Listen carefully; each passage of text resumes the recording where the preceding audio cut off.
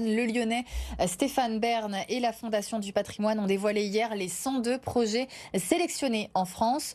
12 sites cette année en Auvergne-Rhône-Alpes, dont 2 près de chez nous. Pour en parler, notre journaliste Jordan Musica est avec nous.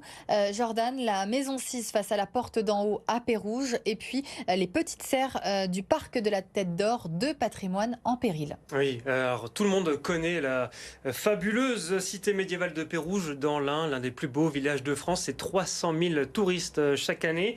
83 bâtiments en pierre classés aux monuments historiques. C'est un record même dans notre région, dont cette maison 6 face à la porte d'en haut. Vous le disiez, Victoria, aussi appelée maison Vernès, c'est plus simple.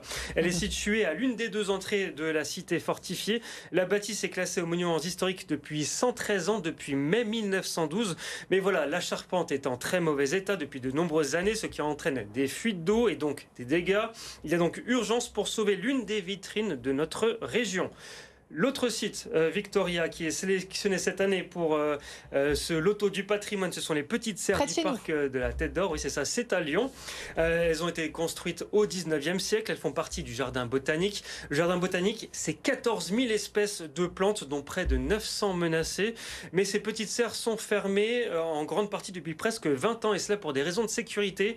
Les structures métalliques sont abîmées, les vitres sont brisées, et il y a de l'amiante. Des travaux ont débuté depuis le début du mois d'avril. Ces travaux sont financés par l'État, la région et la ville de Lyon.